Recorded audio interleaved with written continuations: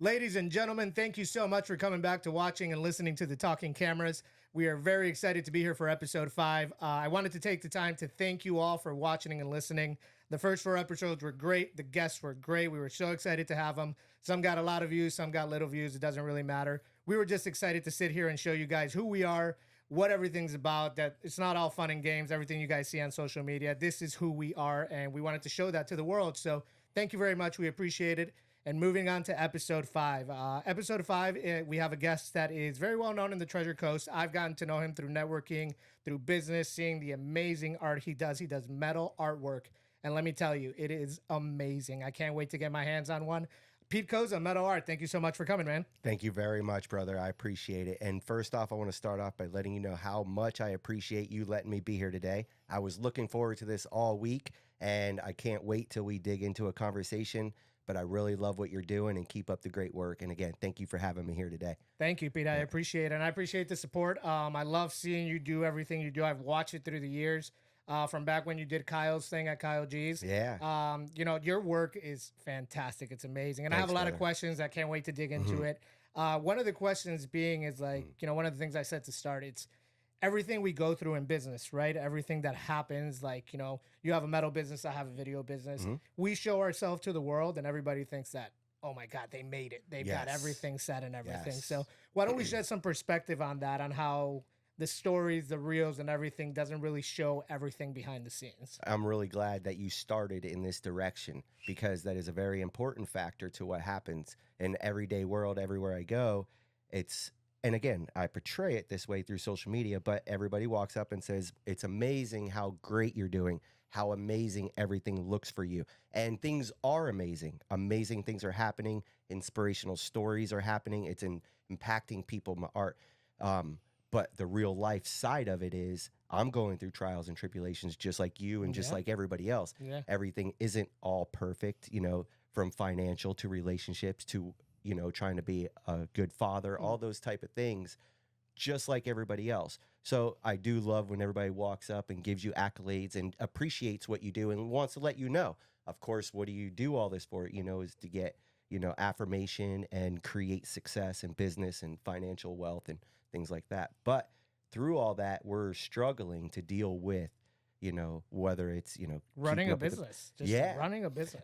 And so me as an art guy, think about it in the aspect, I make art for a living because maybe I wasn't the best business guy, right? Sure. I'm not the most business savvy. So with that said, as it grew and business became a very important part of this factor, I may falter in those areas. And I'm just being honest about it. It's not, you know, like keeping up with that world and still try to be an art person is a challenging, just like anybody with their business.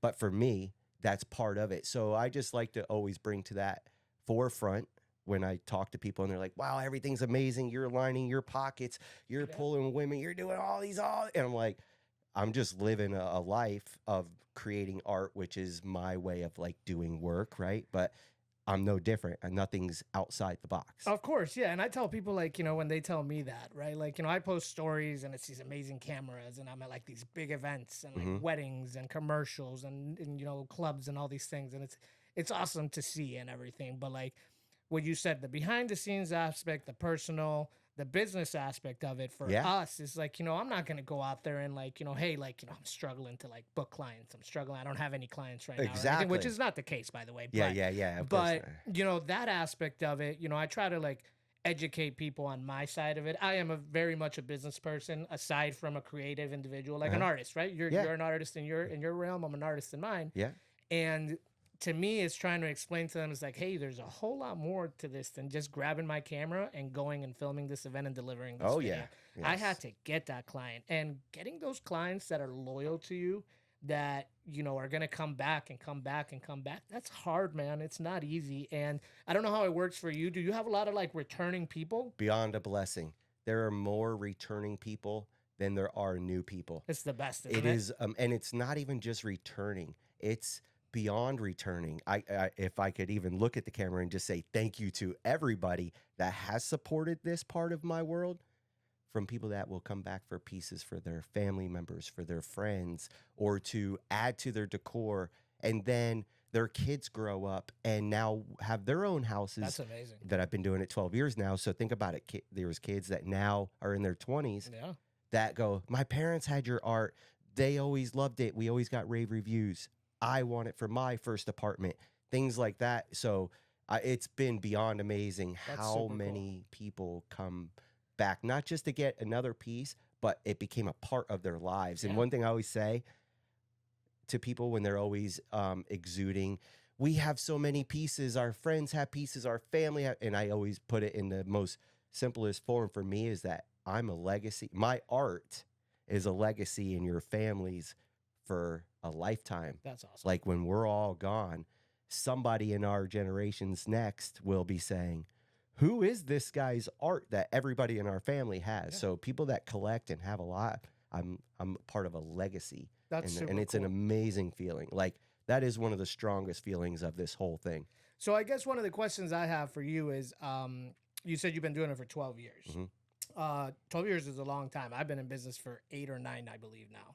And I consider that a success already in the sense of like, holding on to a business is easy, but making a business sustainable through the years, especially in our economy and COVID and everything that happened, is a hard thing to do. 12 years ago, how did you get started? Like what brought up this idea of being a metal artist? So I was always in the art world. Like I always knew things I can do in the artistry. I did different art installations and fabrications in early years, but I went off into like the pool service of trying to like own pool routes and Gotcha. doing different things like that and just kind of let it all go. I came back into it kind of just looking for a second income, Gotcha.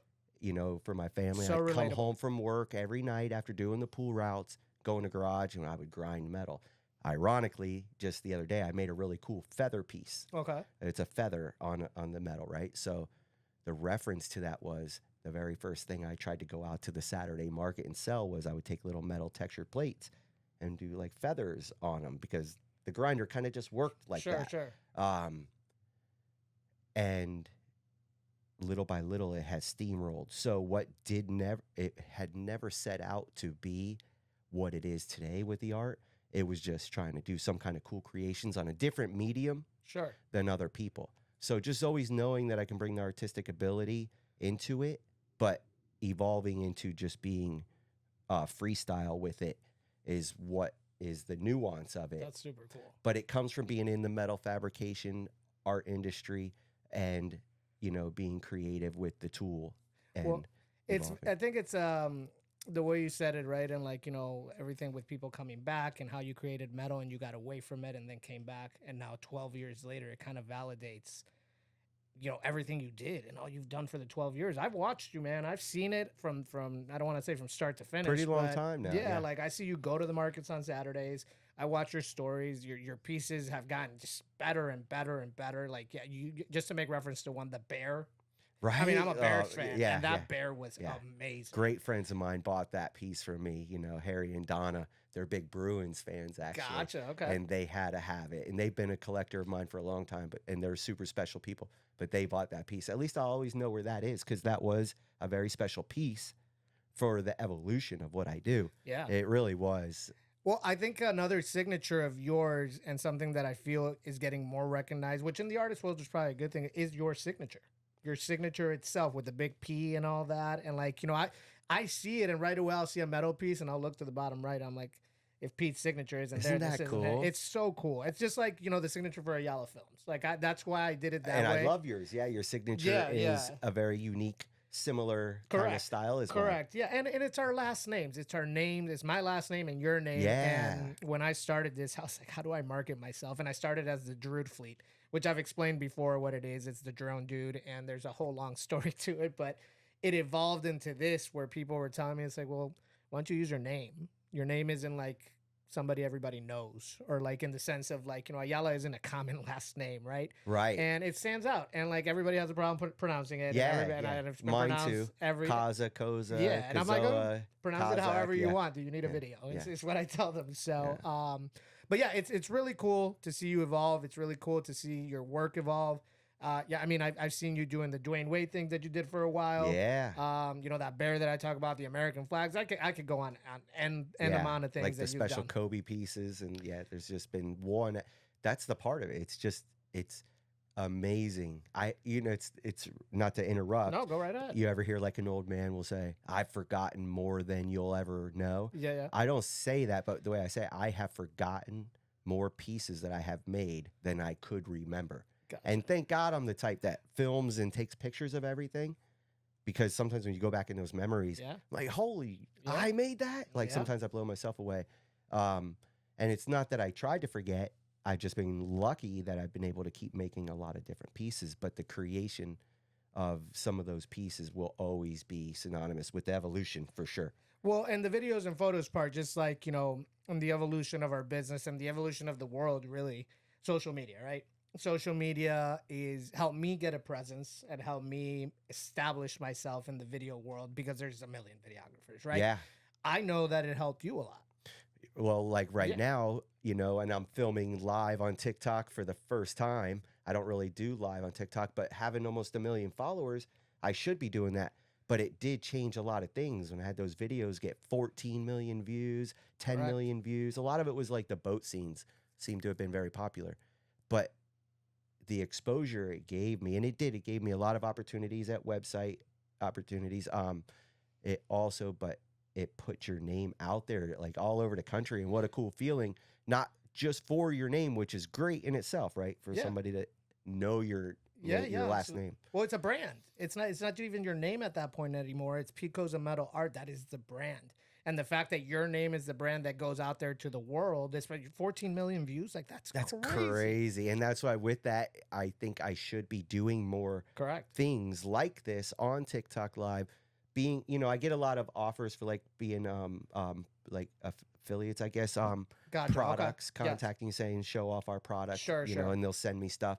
That's great. I love using them. I'm going to do one for these markers that I Oh, got. okay. With that, it's going to be So they really send you good. products, is what you're saying. They send you a That's product cool. and they say you make a video and you can put your affiliate tag in it and you get a percentage. And there's so many things that people are doing that, making a lot of money, maybe not making a lot of money.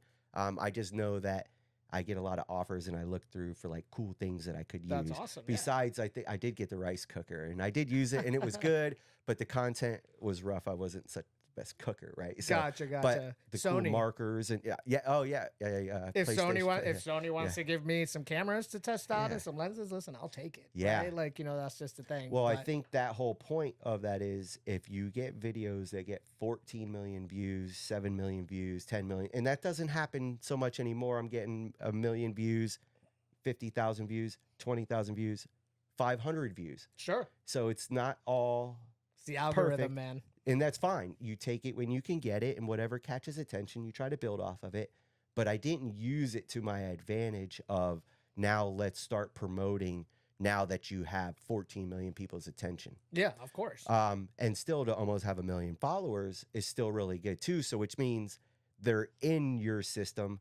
They might not see you every day, but if you started doing lives and promoting what you did, I think I can even evolve my art world to a whole nother level Of course. that I just haven't seen yet. Of course. Because what you brought up, the point of social media and the exposure has changed everything. Well, I'm an older guy. I'm trying to learn. Sure. I don't necessarily know it all, Sure. but I'm going to try to figure it out. Well, the reach it gives you, it's, we live in the Treasure Coast, right? And Florida's a big state and everything. And we can reach a lot of people here because everybody wants to come to Florida. This is a place to come retire. This is a place to come do it. People are liking it too, not to interrupt, but Oh, no, I that's see awesome. hearts flying, which means people are hitting the like button for Yeah. lives. So that means it's catchy.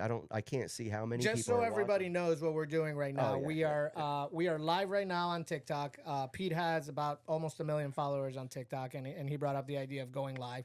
So we tried it, and we're going live right now. Say hello to the followers. There you go. Everything. Thank you for Yeah. having us. So we're on Ayala's podcast, and I said it right. The Talking Cameras. The Yeah. Talking The Cameras. for any- Talking Cameras. Correct. We're yeah. on all platforms Yeah. everywhere. Instagram, Facebook. And Apple. why I was excited to come on his podcast because I've seen his other footage and was like, he does amazing videos. He seems very easy to talk to and conversate with. Plus, I met you on the outside. We Yep. got along. Good. So, and you're still going to come by the shop and fly the drone Absolutely, yeah. through the studio. And Oh, don't stuff, worry. so. That's a topic of conversation for later.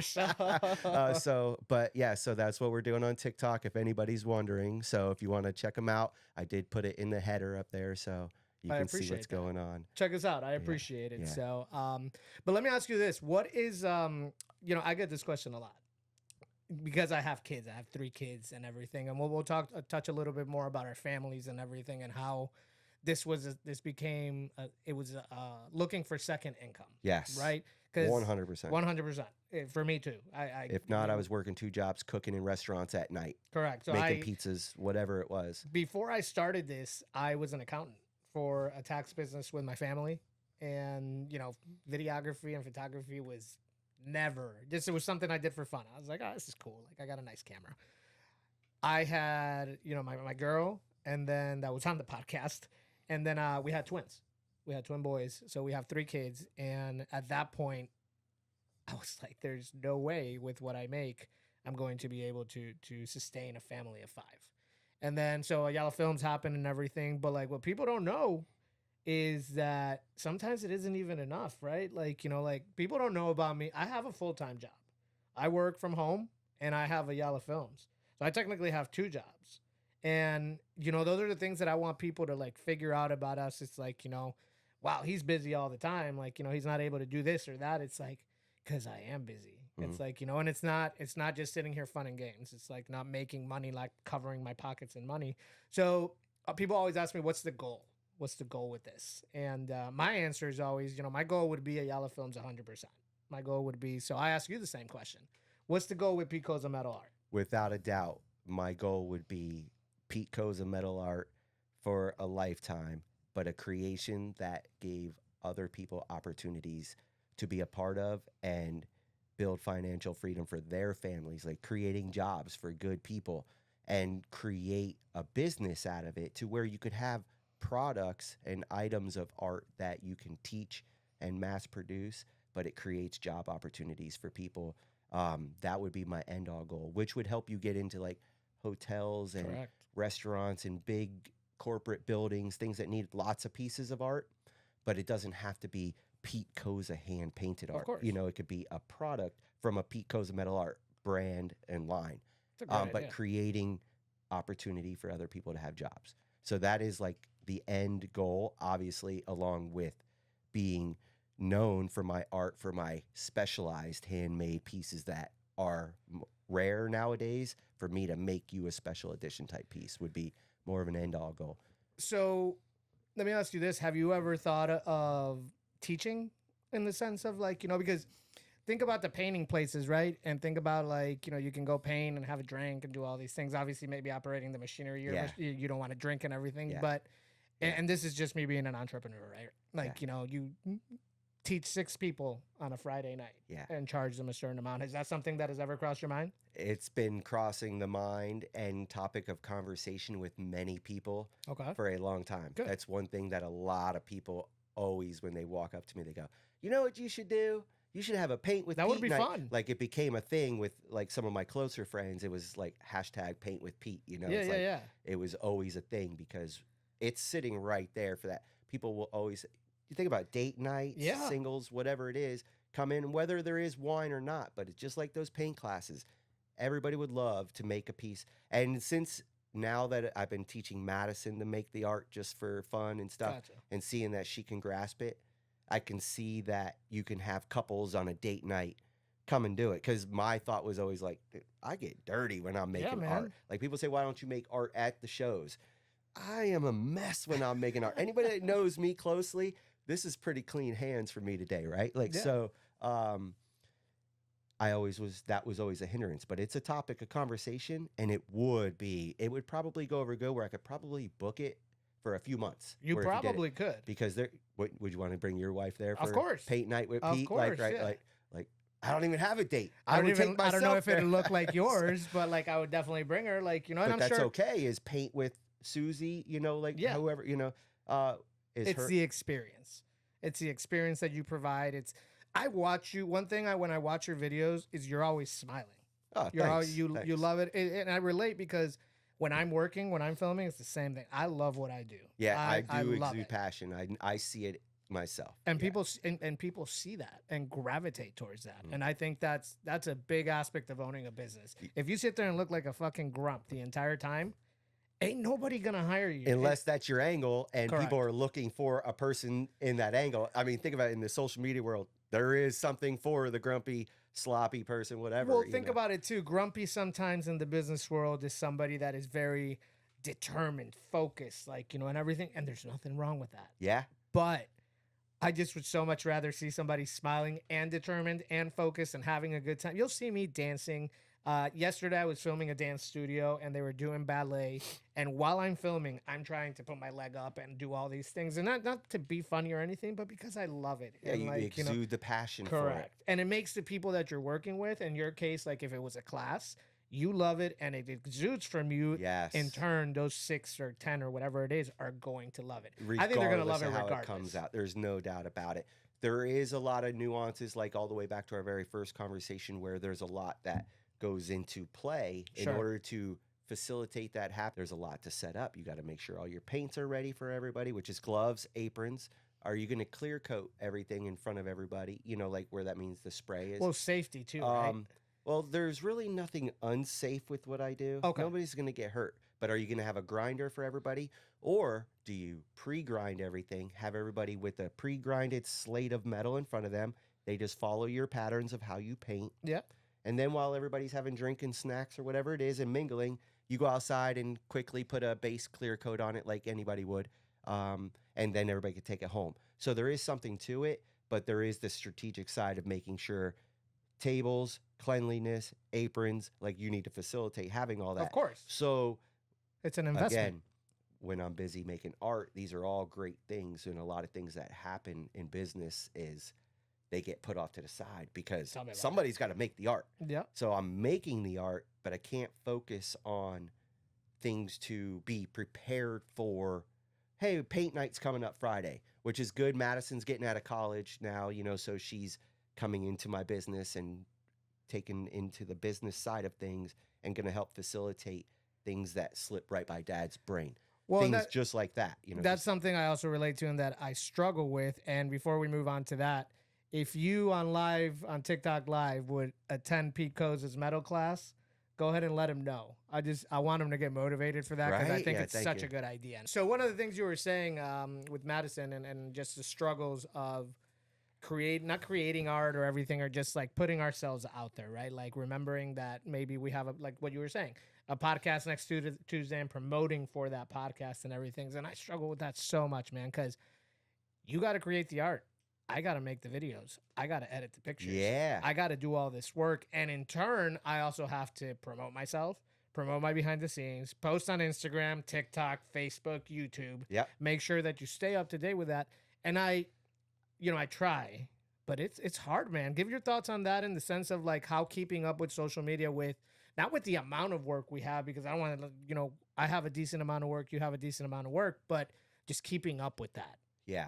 It takes me into the day or into the late nights, and it's been a sacrifice. I've sacrificed everything. I've sacrificed, obviously, at first, which was a marriage. Then I've sacrificed 2 different relationships by always having to be so busy at what this takes that what had passion and fire in it burned out. And I know a lot of it wasn't just me, but a lot of it had to do with the fact that it takes so much dedication and focus on this. If you really want to dream it and believe that it can be something, you have to sacrifice it all.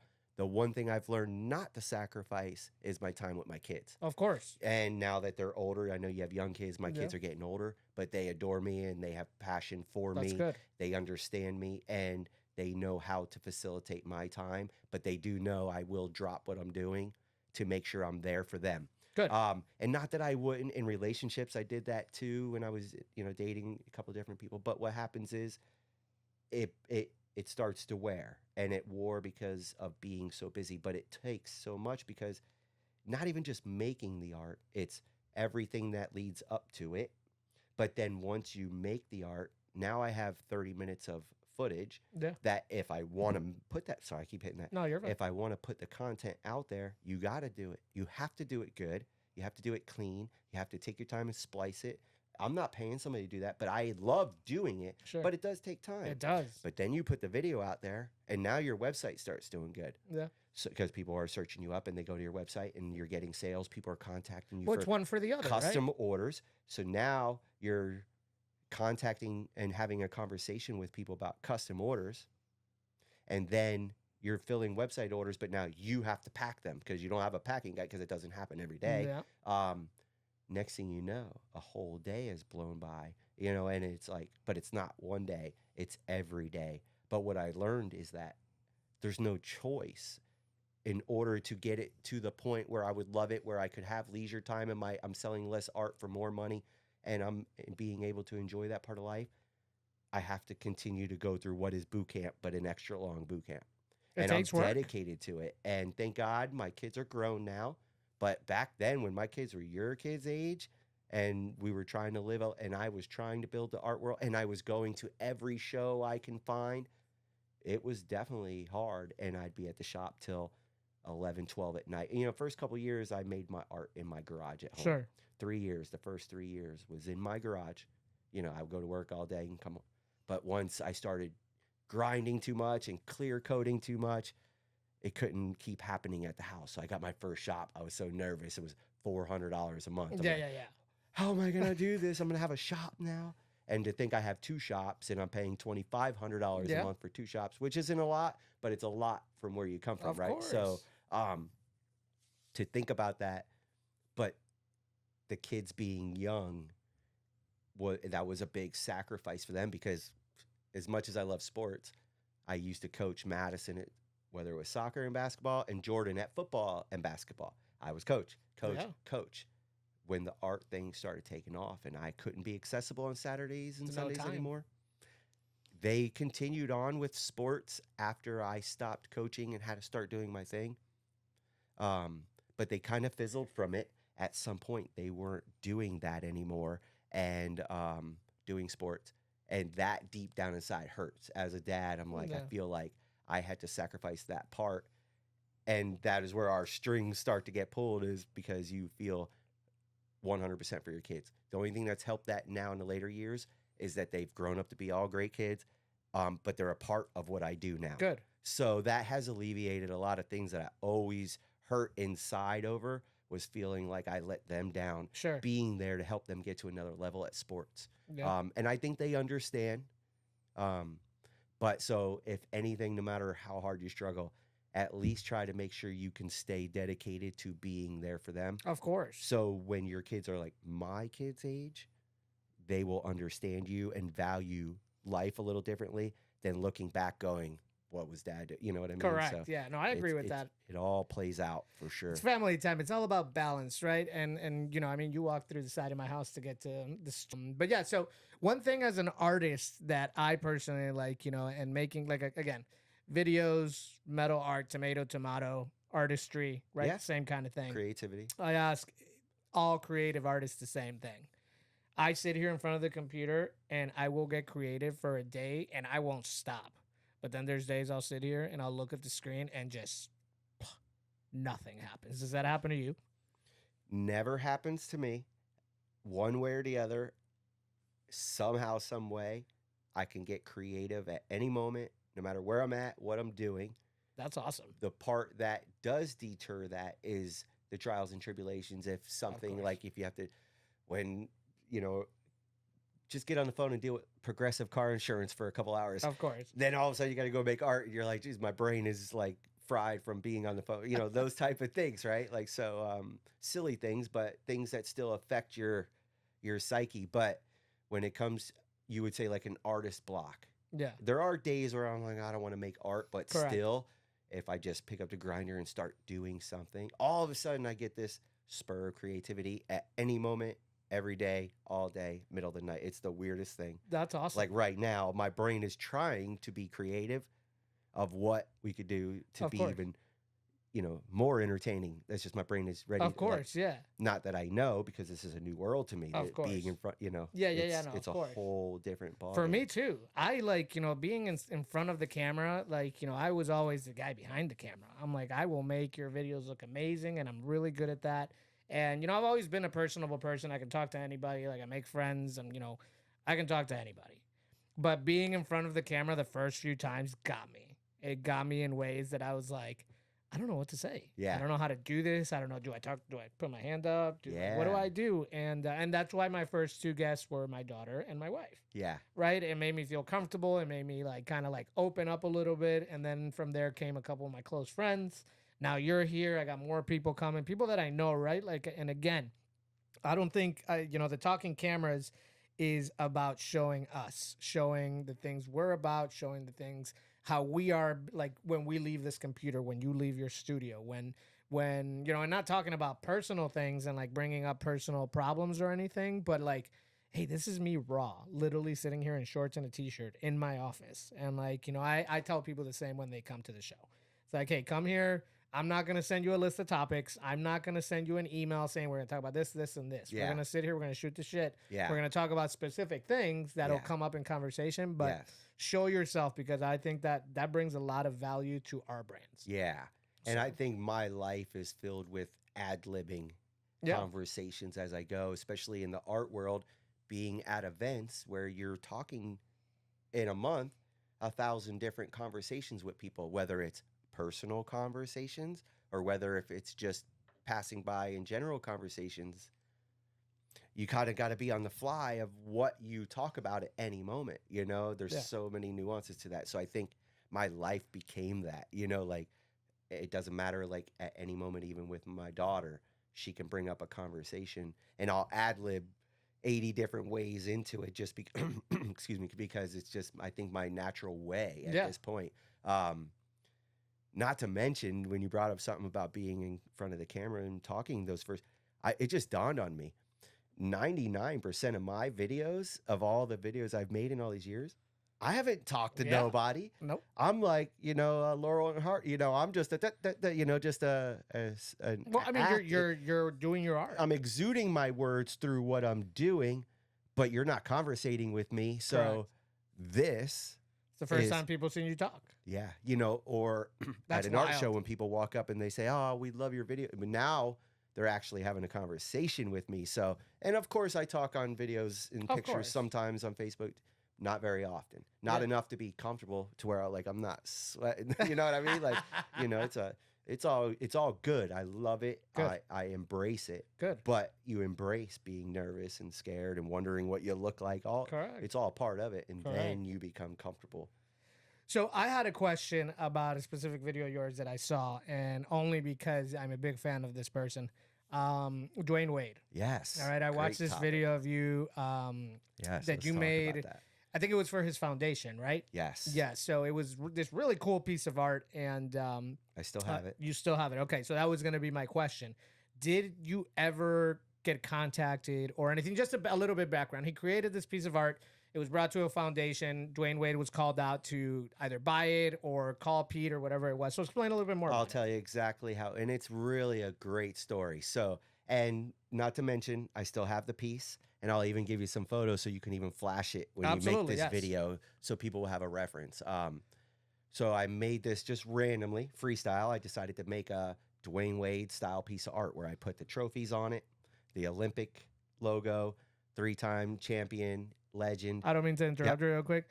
It is way better than the statue that is in front of the stadium. Right? Let's go with that. I've heard this a couple times, right? I'll show the statue next to the picture. Yes. And people please comment on it. Yes. And let's go viral with it because that's just my opinion about the statue. Yes. And so, as the story is, so I make this piece, I post it on Facebook. A lot of people are like, "Hey, how much? I love it. I'm a big fan, blah, blah, blah." One good friend of mine, Mike, he had some connections because he does videography. He's a cameraman. Okay. And he does films Housewives, that's cool. and Cops and things like that. So he had some friends that were filming a Jimmy Butler documentary at St. Aquinas down in Fort Lauderdale. Okay. The high school, right? They're doing a documentary, Jimmy Butler. Dwyane Wade's dad's there. Dwyane Wade's brother's there, Darnell and Senior, right? So they're there, family, friends, agents. Jalen Waddle's agent was there. So anyway, there was a lot of people there. I don't know this at the time. My friend calls me and says, hey, take that piece to St. Aquinas right now. My friend said Dwyane Wade's there. They'll get you in the door. The story really does get better. We'll get you in the door, make it happen, present it to him. Because all I want to do is give it to him, let him sign it, raffle it off for his foundation, let it raise money, let somebody own it, love it. Yeah. I didn't think it was the most amazing piece, but everybody loved it, right? Yeah. So my buddy calls me and says, you have to get down there right now. Well, guess where I'm at? I'm at FAU in Boca visiting my daughter. So you're close. The art's in Port St. Lucie. Oh, no. The art's here. And he's like, but they're wrapping this up in like 2.5 hours. This is your chance to get it there. At the moment, there's like Dwyane Wade's there. Yeah. Nobody knows for sure. He's there. Jimmy Butler's there. A lot of people are there. Gotcha. So I'm at Madison School. I'm visiting her. She was having a rough day too. I was down, and we get this call. So I start heading north. I call my helper, James, who works at my shop. I was like, grab that piece, start driving south. And he does. He meets me. We get it, and we haul butt. I've got my younger son, Tyler, in the car in Madison, and we're hooting and hollering. We're hauling butt all the way down there. We get there, and we're in the last minutes. They're getting ready to wrap up. But we can't figure out where to go, right? Of course. Like, we're like, yeah, go figure, right? Something always. We pull in a parking lot. We walk up to this guy, and I ask him what's going on. He goes, God puts people in amazing places. He's like, I have something special for you. He's like, I don't know. He's like, I was supposed to leave like 20 minutes ago. It was an older black gentleman. He was super. He's kept in touch with me for a while. Said, I was supposed to leave like 20 minutes ago. He goes, and I don't know why, but something God told me not to leave this parking lot. Sure. He's like, and I was just standing here, just having a couple conversations on phones. Different players and agents and different people are walking in and out because it's coming to an end. And I showed him my art. He saw me with my daughter and my son. And he kept saying, this is amazing what a dad. He's like, dude, you got your son and your daughter with you on this adventure to try to present this. He goes, well, guess what? When Dwyane Wade moved to Florida, came to Miami, me and my wife became his first friends. Like we kind of like showed him, like we go out with them all. I know him well. He's not here, but let me make a call. He makes a call and he gets me into the back. He's like, follow me. He takes me in and he leads me right to Darnell, which is Dwyane Wade's brother. Okay. He walks up and I'm nervous. I'm like, he's going to be like, what's this guy doing? Right. Like, so, and he loves it right away. He's like, wow. He's telling all his friends, take pictures with me with this thing. And I'm going, this is good. This is good. Absolutely. Well, now Dwyane Wade, Jalen Waddle's agent, I forget his name, but I follow them on Instagram. They come along and they're all loving it. Everybody's loving it. We're taking pictures. I'm like, this piece is getting to Dwyane Wade. Yeah, right? yeah. This is really good. All of a sudden, Darnell goes, come with me like that. We start walking through the gym and it's me, my daughter, and my son. And as the people are leaving, he's taking me to the back. He takes me to a back room, and it's a big back room like this where they have mics and cameras and lights on. And Dwyane Wade's dad's on stage doing an interview. And that was the video I saw, isn't it? Yeah, so they call me in and they're like, come on stage. And Madison to this day goes, Dad, I don't know how you did it. They just spontaneously called you up there with no plan. And you just started talking like you had this whole thing planned out. So comfortable. I was like, I was very not comfortable. Yeah. But that was my defense mechanism. But you anyway. You blanked. But you Dwyane blacked Wade's dad, he loved it. He was like, I'll keep it for myself, like joking. But he's like, we'll make sure he gets it. But my buddy Mike, who we were planning this with, his strategic thought was, and it's still to this day, we're going to get this in Dwyane Wade's hands. Okay. I had a chance to leave it with his dad and his brother, but I chose to keep it. And they were like, no problem. As soon as he comes back from China, wherever he was at the time, he's like, we'll set up something where you can. They loved it. They were taking pictures with it. They were sending it to family members, like everybody. The dad they loved it. So I was like, it's okay for me to take it because I could have just left it and said, let it be what it is. And it's not about, because what they loved about me was we're like, a lot of people try to present Dwyane Wade art. We've seen it all. I can imagine. But they were all unanimously saying, but we really, really, really like this. Like, this is cool and unique. And then a couple of them were saying, like, you know what's cool about you?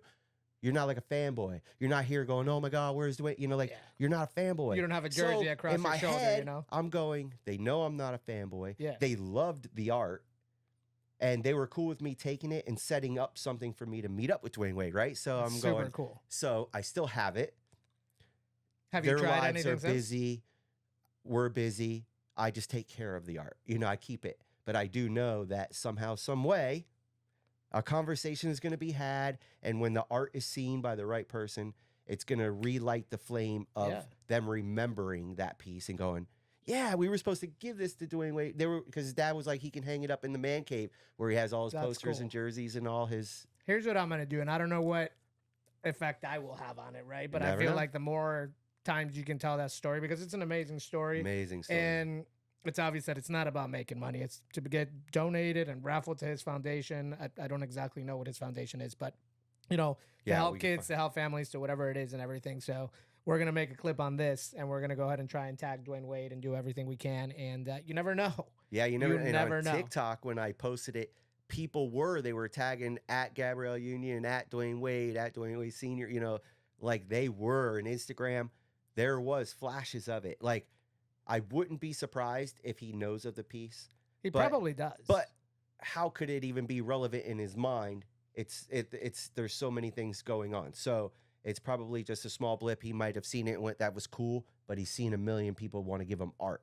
If he saw it in person like his family did, it was a different story. Like you said, people say it looks better than the statue. yeah. You Well, know, I it's mean, like- I'm from Chicago, so Dwyane Wade, immediately being from Chicago, I know he played for the Heat during the Yeah. times that He the played for the Bulls were Bulls, good. too. Yeah, that doesn't count. Let's not. You He know, played we're, for the Cavs too, didn't he? we're Did he both go to we're the both Cavs? sports fans here, and we LeBron? know that time with the Bulls was not Dwyane Wade with the Heat, But right? there was nobody better than the passion he exuded on that court. And that was the story I told to his dad of why I made that piece, was from the moment he stepped on that court as a rookie, you can see the fire and the passion and desire in that kid and the way he did things. Like, Shaq decided to come play in Miami. It was He Wade said- County, man. It was unreal. It wasn't Dade County anymore. It was Wade County. So, yeah. you know, not a fan of the Heat, you know, not for any reason. I love Dwyane Wade, though. And like when I saw that statue, and I'm not trying to trash the statue or anything, but Yeah, no, it's still an amazing accomplishment Of to have a course. statue. Is the face a little off? But he was involved in that, you know? well, that tells you, like, I think they talked about the perspective of that statue. You look at it from certain angles, it may look more like him. But Sure. when you stand back and critique it from straight on, it didn't, to me, it didn't look I mean, like him. who I are we get to it. critique it to, in the sense of like if Dwyane Wade approved it, right? Like Yeah. who are we to critique And I'm it, sure right? the artist that made it is probably a millionaire at this point. Yeah, Like, I mean, he's to make not- that statue, Yeah. yeah, that's really cool. But that story, man. I remember seeing it. I'm like, and this isn't even. I didn't watch this yesterday or 2 days. I watched this video a while ago, and it just popped in my mind. And I'm Yeah. like, he's got to tell me this story. So, Yes. And that's really the cool. story really does have more nuances, but you know, in general, that was the highlights of it, you know, meeting Dwyane Wade's brother, his dad, and how receptive they all were to me.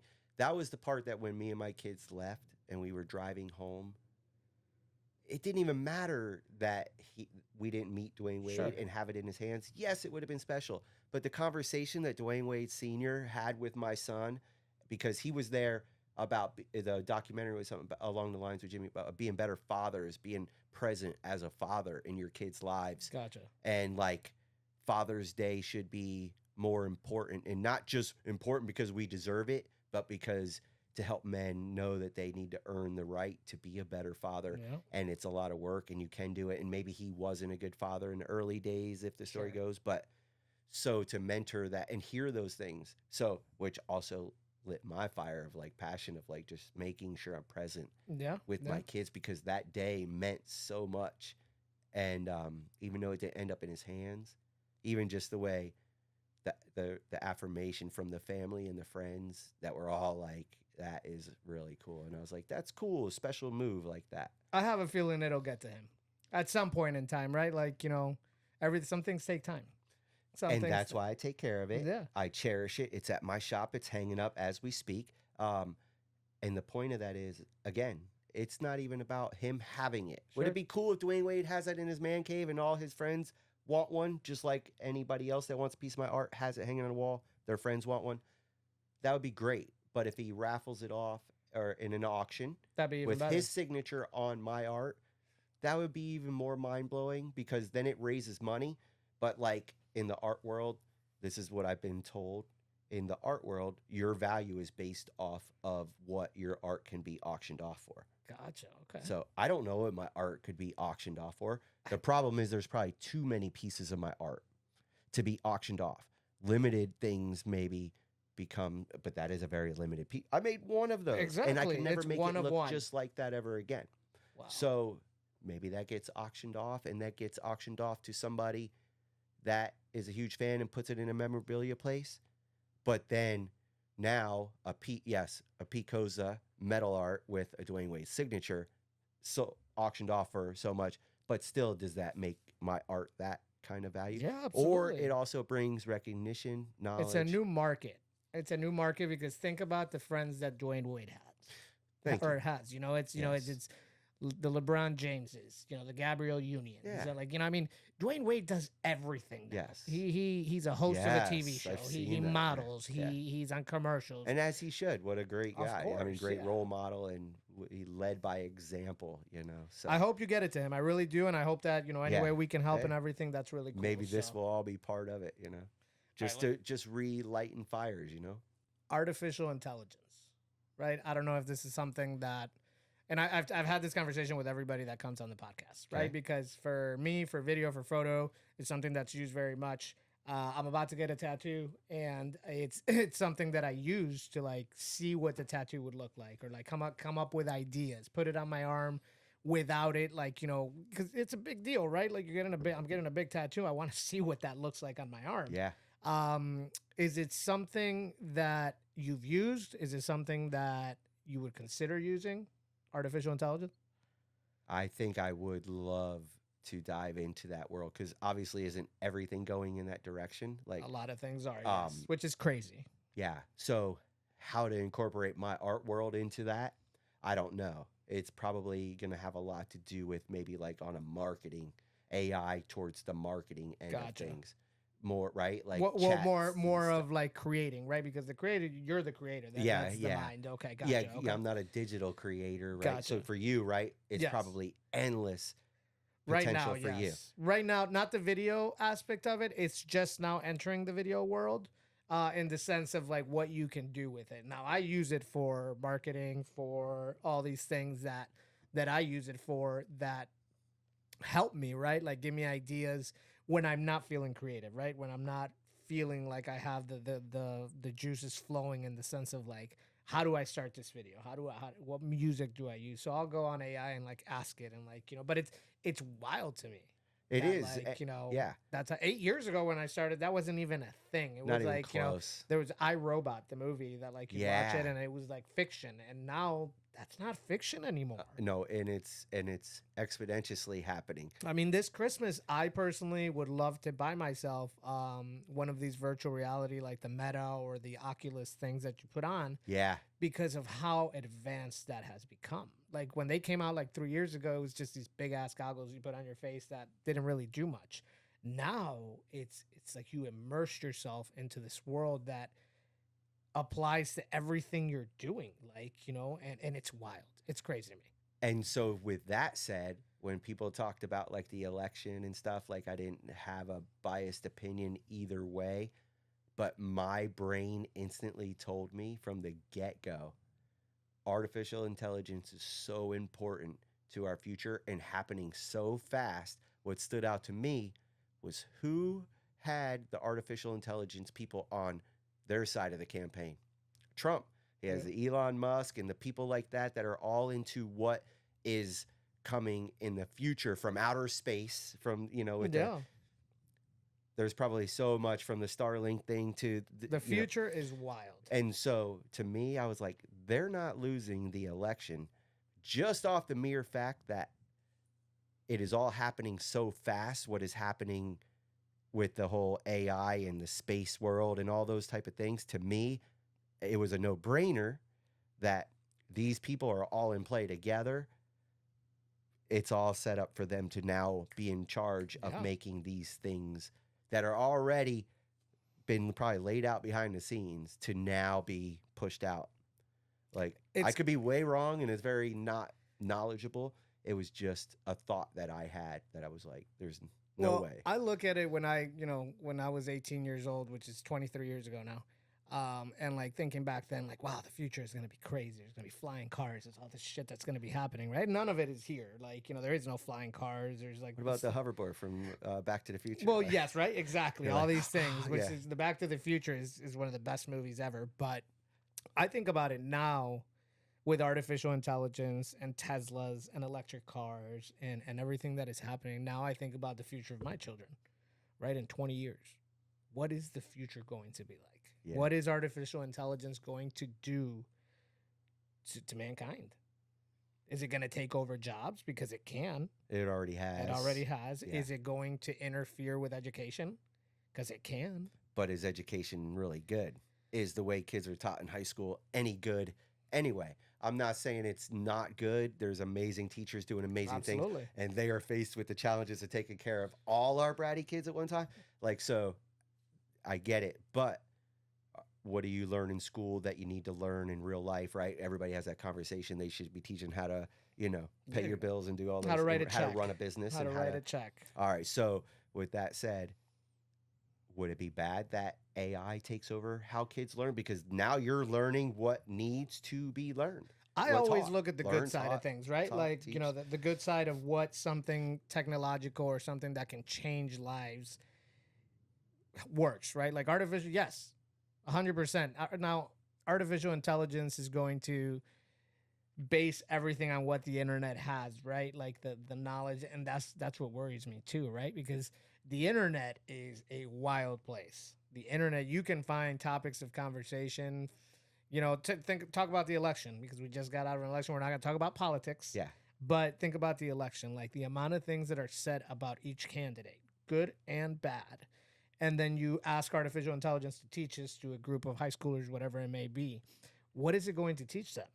Is it going to teach them the truth, or is it going to just grab the internet and just pile it as great, right? Right? Because it's just all artificial is a compilation of information, right? Like Correct. Of what is available out there, right? Like whether it's true or false or correct. So in that aspect, I don't know, but at the same time, did any of our teachers, no offense to teachers, did they ever teach us the truth? I don't know. I don't. I don't. I don't fucking know. I mean, we hope so, but just because Miss Johnson said the know-it-alls. Remember the teachers that would tell you, it's like, well, I know the answer and you don't. And it's like, guess what, Miss Johnson? Fuck you. Yeah. It's like, sorry. My favorite I can't remember so very many teachers in my life, but for some reason, I remember one teacher, she said to me, baby, you need some TLC. And I was like, what's that? She said, some tender love and care, baby. So like, and Jemima, like, she had that sweet little grandma type factor to her. Yeah. But she was just but first I'm like, when I think back of school, why does that? Probably because that was something that was important to me to be told that or thought that or to hear it. But why don't I remember what the math teacher was teaching me? Correct. It was like, well, because like the things that we human learned in high school, like I went to high school in Columbia. So like my high school experience was very different than the high school experience here. But like what you learn in high school, like half the shit, it's just not.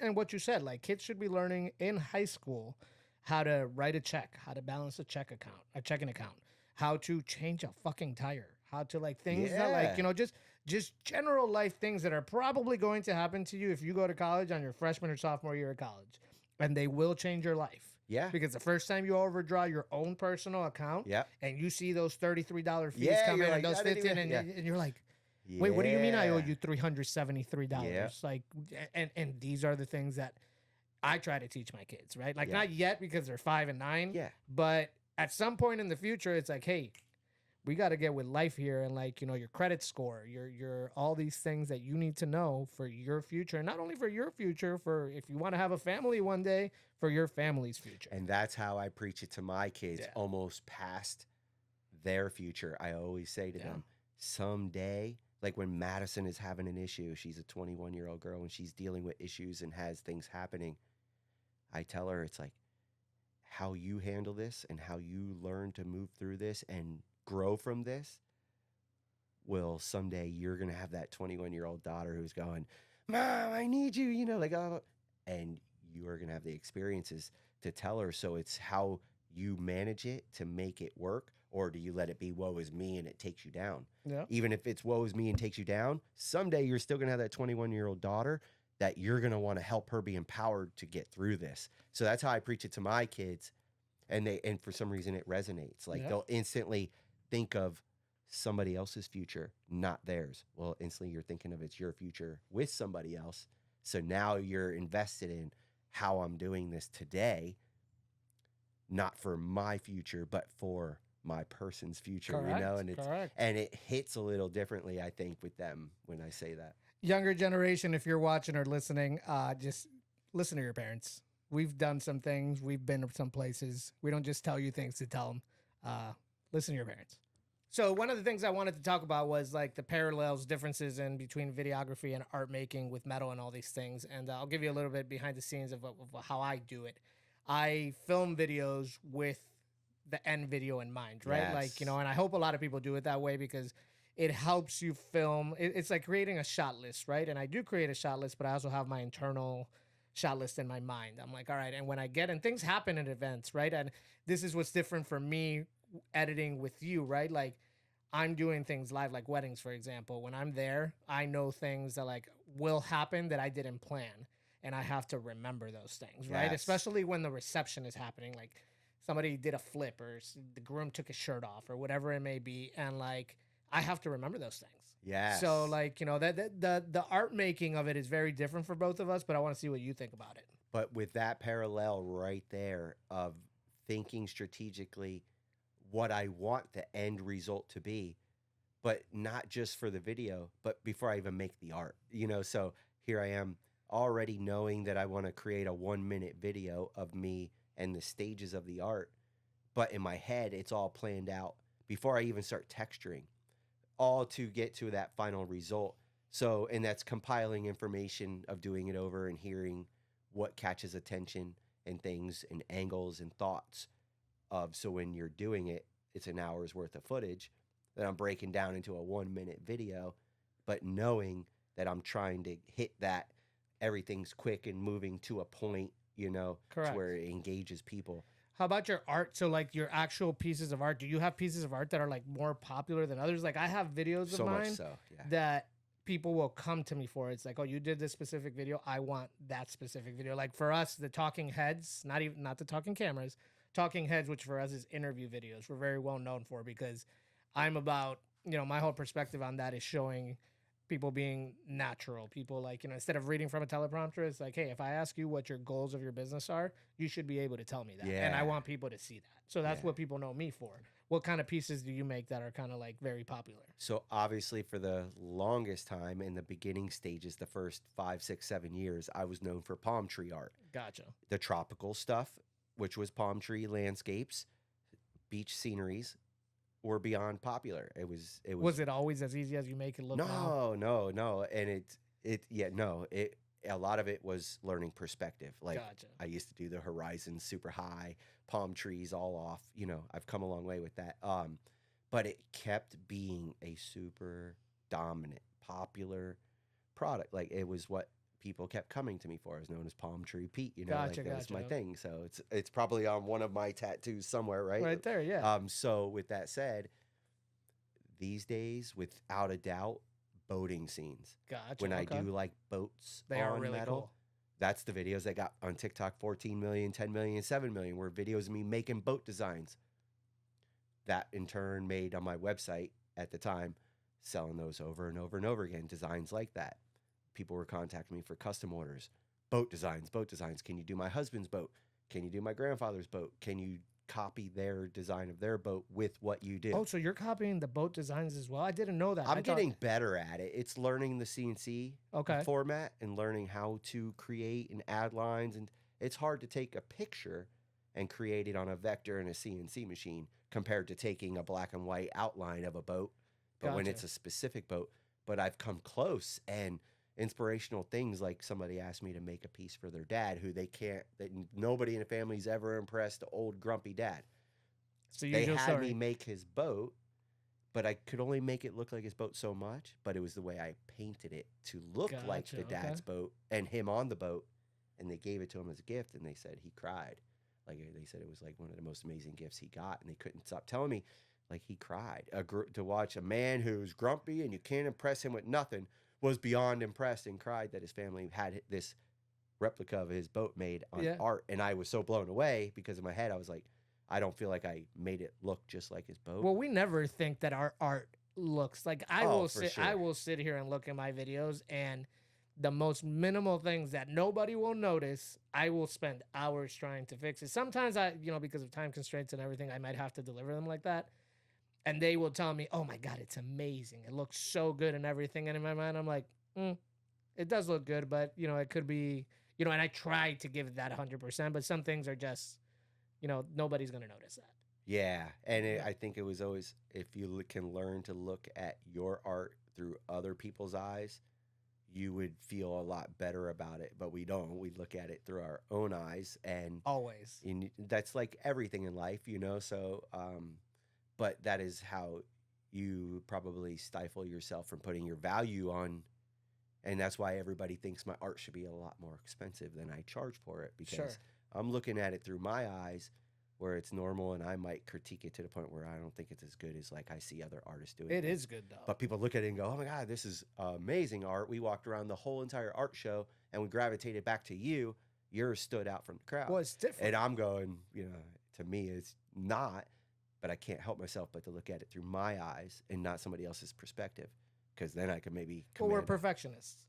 We're perfectionists, and at least I consider myself a perfectionist. Like, my videos have to be perfect before I deliver them, which is why they take time. And it exuded through the videos that I saw. I was like, Yeah. wow, Yeah. that was some quality work and intuitive in the way. Something you said that, the person cried when you gave it to them. One of my most, or one of my favorite moments in the process of, from start to finish, obviously I make it an experience, right? Like, you're getting somebody that is fun. You're getting somebody that you're going to smile the whole time. Like, we may have differences and everything, but I make sure that you get 100%. It's not just about the video. It's customer service too for me. So I exude that with my people and everything. But my favorite part of the process is the ending, the delivery of the final product, and listening. Like, I'm getting chills just even thinking about it, right? Like, I had one video, for example, and I'll speak on that, because I never have. I did a video for the Cancer Research Society a long time ago, and it was for nothing. I didn't get paid anything to do it. It was a donation. We got invited to the event, and it was super cool to see the video playing up there. It was about a doctor in Vero Beach, and I got to interview some cancer patients and everything.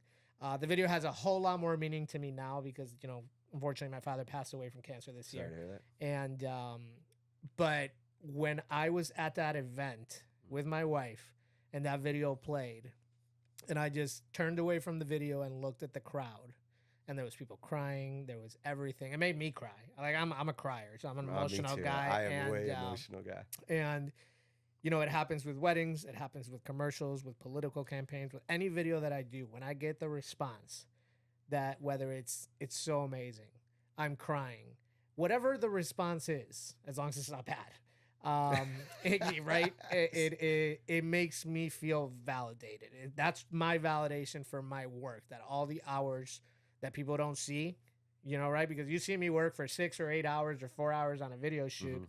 I spend double, triple, quadruple amount of time editing a video, and when I deliver it, that makes me just happy. It just validates what I do. Without a doubt. I mean, and that is a huge factor. And if we had another hour just to tell you like the stories of things people have told me of what my art meant to them, and I don't even know if I knew how to even accept their embrace of what, like, or I guess I should say how I don't know if I even knew how to embrace what they were saying to me, because the passion they put behind saying what they were telling me about what it meant to them or their family member or their boss, and or an email I'll get from somebody that received it as a gift and what it meant. I'm blown away that something that I made with my hands affects another human being like that.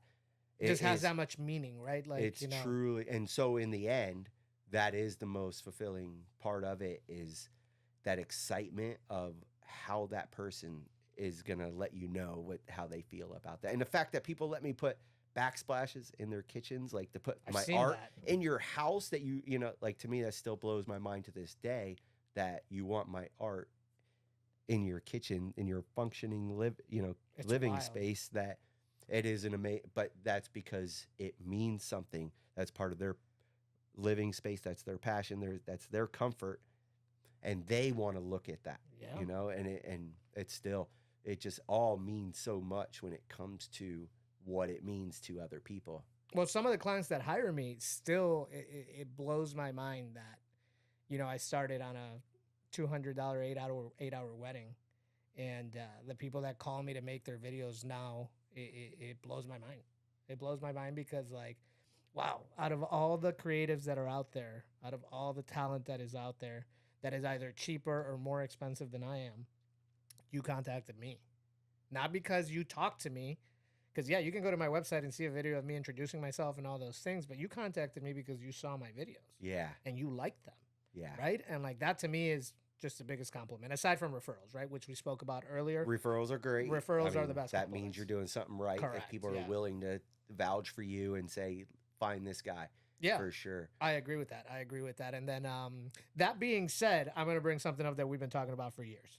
You and I, since we met at an event, I think it was at EXP. No, we met like way before that. But regardless, but that was where our main like friendship built, was Correct. when Todd and Lori were having their event. Correct. And I had softball that night. Yeah. And I was late, and I was like changing my clothes as I was taking my uniform out Indian River Drive, driving, taking everything off, trying to get dressed nice to show up there to be a part. And it was great because I think when I showed up, I sold 4 pieces of art or something. Yeah. But that was the event. Katie was there. Like, there was a lot of people there. So I've been, as the years went through and everything, and I kept seeing your work at Kyle's place. I saw it at Todd and Laurie's thing and everything. And I remember proposing to you at the time. Yes. I was like, hey, I'll come fly the drone at your office. We'll do a trade or something like that or everything. So I'm willing to up the trade now. Yes. Because we're so much better, not just drones and all those things. Yes. And I just don't think a drone would show what you do. Yes. I would like to make you a promotional video. Okay. Whether it be a minute, 2 minutes long of you working on a piece, whether it be whatever piece you want to work on. Yeah. But we'll get in there with cameras. We'll do lighting. We'll do drones. We'll do everything. Yeah. The exciting part of this story was, what made it exciting outside was that you were going to take the drone and fly down in through the studio and fly around, which blew my mind that you were going to come indoors and fly the drone around. Well, it's even more possible now, because back then, the drones that I had, it was possible, but it was going to be difficult. Now it's more possible because of the technology that drones provide. So I have those drones now. I love it, yeah. And I want to do that. And in return, and we can do this on the podcast, maybe we can trade a video for a piece of whatever it may be, whether it's a yellow film. Well, let's build your logo on metal and do something that'd be really super cool. cool. Since obviously logos are popular lately with what I'm doing, business logos. Yeah. Let's make yours. Let's make it wild looking, because what's cool now, you saw I just made my logo. Yeah. I cut my name out. That's like awesome. my actual signature. I could never do that before. The fact that I took my signature and the machine cut it out on metal. I can cut your logo. I can cut your name out now. You heard it here. We're gonna come up with a video and a design, and we're gonna go ahead and go live with this and everything. We'll make it look super cool, and I'd be so stoked to display that in my office. Yes. I will take stuff out of my office to display it, because I've always wanted one of your pieces, and I'm super excited to get that. And I'm all about supporting local business. Local business is what it's all about. Yes.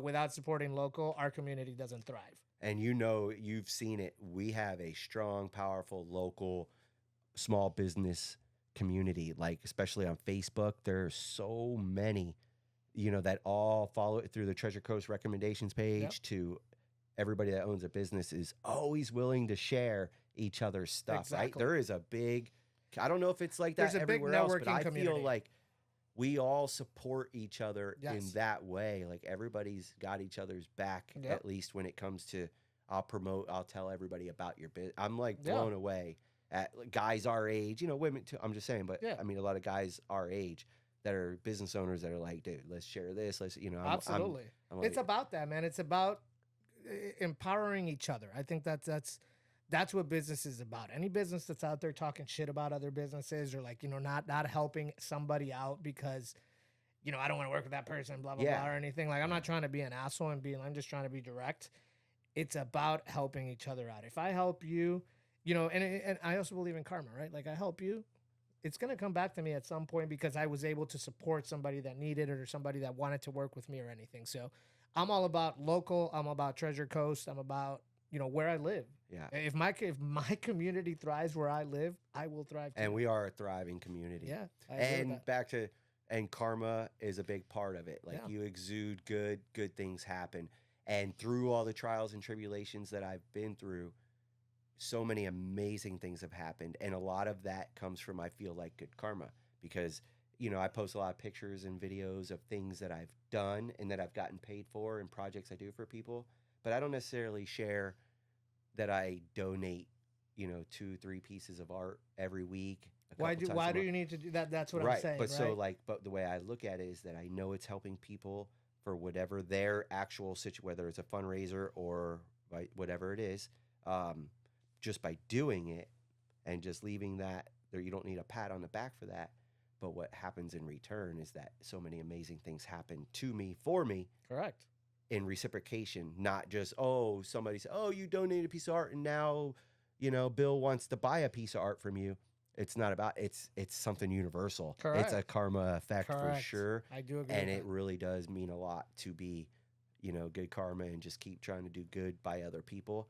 And good happens to you through your trials and tribulations. Now, before I ask you to tell my crowd and everybody to plug yourself and how to find you and how to find your amazing artwork, I wanted to close out the episode by saying, keep doing what you're doing, man. Keep doing you. Your work is incredibly amazing. I appreciate that. It's unique. I've seen you do it from the beginning and to where we are now. Just keep going, man. That's all I can say, because like ditto to you, brother. Your designs are like out of this world. And I hope if in any way you coming on this podcast gives you a broader audience to show your artwork and show your mind. So I just wanted to say thank you very much for coming. It means a lot to me. You are the first guest outside of the wedding industry that comes to my show. Nice. So I was very happy to have you. Yeah, I was very happy to have you. And I was very happy that we got to conversate, to shoot the shit. And just, again, the Talking Cameras is a show about showing ourselves. And honestly, I think this episode showed what this show is about. It's about, this is us. Simple, easy conversations. Correct. As if this wasn't in front of us, if me and you were hanging out, we would have talked just like this. Obviously, we ad-lib to keep it, different things get entertaining a little bit. But yes, but we would have just like we did in the past. We would conversate like this and said, that's why I knew I couldn't wait to do your podcast. I was like, this is, for one, thank you. And because it's a confidence builder to sit here and do this. I don't care, it being transparent. Nervous in front of the camera. Yeah. Feeling worried about what everybody's thinking, saying, of course. All that. But so it's a confidence builder. Yes, it's great for exposure, but the sheer entertainment and enjoyment of this. Look at us. It's a Friday afternoon. Correct. I'm not out digging a ditch and doing all these. Have to be grateful that on a Friday afternoon, I'm sitting here chilling in this cool studio, conversating, and that's it. And now we can go back to real life after this. But this was a part of real life now, So I appreciate it very much. And like I said, we'll always be in touch. I'll see you out there in the community. We'll get to work on that project that we talked about. Go ahead and tell the people where to find you, where they can find your art and all these things. Yes, definitely. From every social media platform out there, there's TikTok, Instagram, Facebook, and YouTube. Very easy to find me by just searching up Pete Koza Metal Art. So it's very easy. My name is PeteKoza. And then add metal art. You can find videos on Instagram and TikTok. You can also see pictures on Facebook, things like that, and lots of testimonials on my website, PeteKozaMetalArt.com. So that pretty much just kind of tells you a little bit where to find me, where I have products on my website with art that I hand make that are pretty much made to order. I don't make anything ahead of time hoping to sell it. Sells on the website. I'll hand make it, get it packed and shipped. So really cool places to find me. On Saturdays, you're at the market, right? Yeah, not so much anymore, but yeah, I do that green market. It's called the Fort Pierce Jazz and Green Market in downtown Fort Pierce. Cool. It's a staple of our community. Yes, it's been around for a lot of years, and it's huge, and it's world recognized. So it's not a flea market. It's a jazz and green Super market. cool. So you can find me there on Saturday mornings. So Super cool, guys. So, episode 5 of the Talking Cameras. It was a great episode. Thank you for listening and watching. Yeah. We will be back with episode 6 and some more cool stories and cool conversations. Yeah. For now, we're going to sign out. Pete, thank you very much again. Thank you, brother. Thank you to everybody Yeah, watching thank and you, listening. Have a guys. good day. Thank you very much. Appreciate that.